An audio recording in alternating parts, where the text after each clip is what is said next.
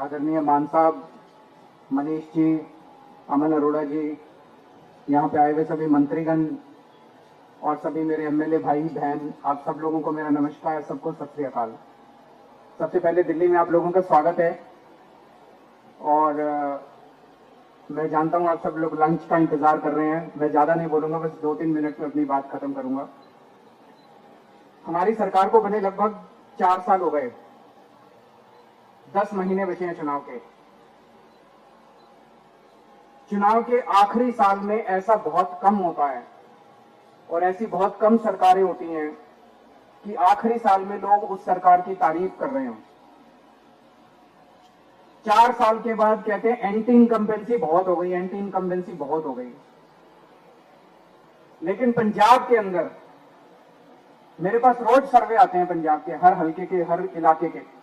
आप किसी पिंड में चले जाओ, किसी मोहल्ले में चले जाओ, आज पंजाब के अंदर एंटी इनकम्बेंसी नहीं है, प्रो इनकम्बेंसी है कि सरकार बहुत अच्छा काम कर रही है कि नहीं कर रही है।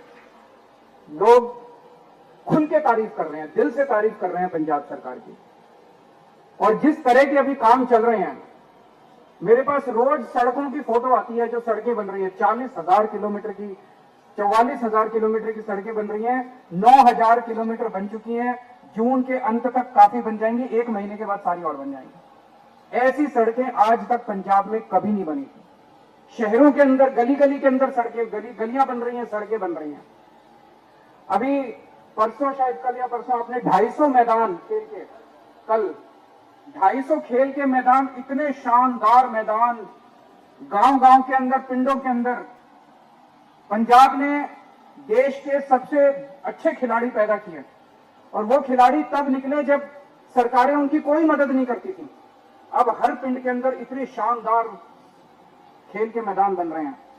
3,000 गांव में ऐसे शानदार मैदान बनेंगे और 6,000 गांव के अंदर नॉर्मल मैदान बनेंगे। हर गांव के अंदर खेलने के लिए बच्चों को मैदान मिलेगा। सारे जो तालाब थे, गंदे तालाब थे, उनकी सफाई करा दी गई। हर खेत के अंदर सिंचाई का पानी भेजा जा रहा है। किसानों को दोपहर के अंदर बिजली मिलनी चालू हो गई अपनी खेती की, जब रात को 3-3 बजे उठ के उनको भी अपनी सिंचाई करनी पड़ती थी। बिजली मुफ्त हो गई। 10 लाख रुपए का इंश्योरेंस हो गया। 1,000 रुपए महिलाओं के अकाउंट में जाने शुरू हो जाएंगे अभी थोड़े दिन के बाद। इतने सारे काम मेरे को तो याद भी नहीं, इतने काम आज तक। पिछली सरकारें जब भी उनसे बात करो वो कहती थी खजाना खाली है, खजाना खाली है, पैसे नहीं है। हमने कभी नहीं कहा खजाना खाली है, क्योंकि ईमानदार सरकार है, ईमानदारी से काम कर रहे हैं। पूरे देश के अंदर आज एक बड़ा संकट छाया हुआ है। भारतीय जनता पार्टी ने जिस तरह से जनतंत्र को हाईजैक कर लिया है, हत्या कर दिया जनतंत्र की। कहीं पूरे देश में कोई पार्टी जीत के आ जाए, इनको कोई फर्क नहीं पड़ता। उसके बाद ईडी से, सीबीआई से, पैसे से एमएलए तोड़ लेते हैं, पार्टियां तोड़ लेते हैं, सरकारें गिरा देते हैं, जेल भेज देते हैं, हर किस्म की वोट काट देते हैं, वोट ऐड करा देते हैं।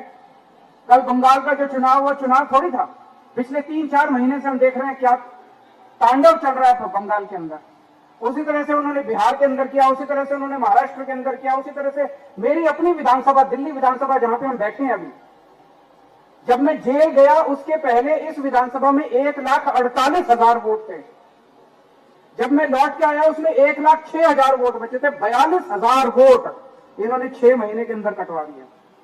मैं पिछली बार 30,000 वोट से जीता था, 42,000 वोट कटवा दिए। मैं 3,000 वोट से हार गया। जीत कैसे सकते हो जब आप सारे वोट कटवा दोगे? उसका तो कुछ भी नहीं बचा। पूरे देश के अंदर यही तांडव चल रहा है। आज जनतंत्र के ऊपर संकट है। जो हमारे शहीदों ने अपनी जान कुर्बान करके, भगत सिंह ने, सुभाष चंद्र बोस ने, जो हमारे देश के स्वतंत्रता सेनानियों ने अपनी जान कुर्बान करके शहीद हमें आजादी दिलाई थी, आज उस आजादी के ऊपर संकट आया हुआ है।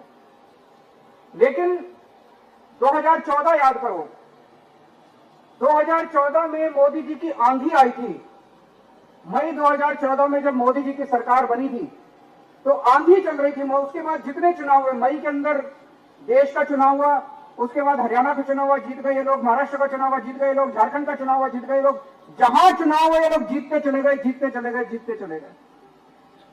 फिर फरवरी 2015 आया, दिल्ली का चुनाव हुआ और दिल्ली के चुनाव में 70 में से 3 सीट आई भारतीय जनता पार्टी की। तो वो जो रामायण के अंदर एक कहानी है कि अश्वमेध का घोड़ा, भगवान राम ने अपना अश्वमेध का घोड़ा जब वापस आए, अयोध्या के राजा बने, अपना अश्वमेध का घोड़ा छोड़ा कि ये घोड़ा जहां जाएगा उस वो भगवान राम की जमीन हो जाएगी। और लव और कुश उनके दोनों बच्चे जिनका मंदिर अमृतसर में है, वहां पे जब भगवान राम का घोड़ा पहुंचा अमृतसर में, उन्होंने दोनों बच्चों ने उस घोड़े को रोक लिया और तब से कहा जाता है कि अश्वमेध का घोड़ा रोकने वाले लव और कुश थे। इसी तरह से दिल्ली वाले थे जिन्होंने अश्वमेध का घोड़ा रोका था। मोदी जी का घोड़ा चलता जा रहा था, चलता जा रहा था, चलता जा रहा था, दिल्ली वालों ने अश्वमेध का घोड़ा रोका था, आम आदमी पार्टी ने अश्वमेध का घोड़ा रोका। आज मैं बड़ी जिम्मेदारी के साथ कह रहा हूं, अभी भी आंधी हो गई है, ये लोग सारे चुनाव आसाम जीत गए, बंगाल जीत गए, बिहार जीत गए, महाराष्ट्र जीत गए, दिल्ली जीत गए, जहां देखो ये जीतते जा रहे हैं। अगली साल फरवरी के अंदर जब पंजाब के चुनाव होंगे, इस बार अश्वमेध का घोड़ा नहीं रुकेगा। पंजाब के चुनाव के बाद मोदी सरकार गिरेगी, देश के अंदर मोदी सरकार का अंत पंजाबी करेंगे, मोदी सरकार का अंत पंजाब के लोग मोदी सरकार का अंत करेंगे। पंजाब का चुनाव मोदी जी का आखिरी चुनाव होगा, देख लेना।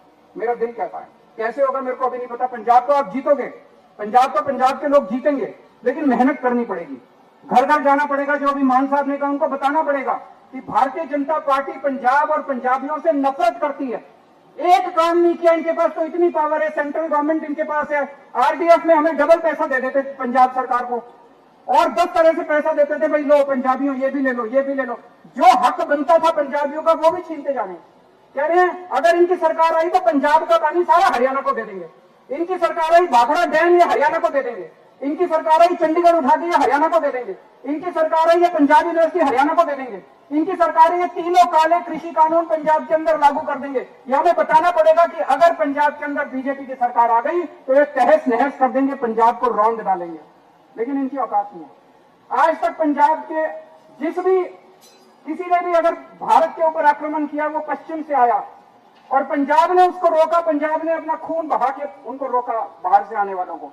लेकिन इस बार अंदर से एक दुश्मन पैदा हुआ है, इसको भी पंजाब के लोग रोकेंगे, अपने तन मन धन से इसको रोकना है। देश को अपना जनतंत्र वापस दिलाना है, बाबा साहब अंबेडकर के संविधान को वापस लागू कराना है। ये हम सब लोगों की जिम्मेदारी है, पंजाब की जिम्मेदारी है, पंजाबियों की जिम्मेदारी है। उसी के लिए आज आप सब लोग यहाँ पे आए हैं। ये 7 लोग जो चले गए ये चोरी करके गए हैं, बीजेपी ने चोरी करी है। ये 6 सीट किसी के पिताजी की नहीं थी, ये 6 सीट पंजाबियों की थी, ये 6 सीट पंजाब के लोगों की थी। पंजाब के लोगों की 6 राज्यसभा की सीट थी। अभी जैसे मान साहब ने कहा 2 एमएलए और 6 सीट, ऐसा हो ही नहीं सकता। तो पंजाब के लोगों की 6 राज्यसभा की सीट के ऊपर डाका डाला है बीजेपी ने, उसका बदला अब अगले साल फरवरी के महीने में लेंगे। बहुत बहुत शुक्रिया।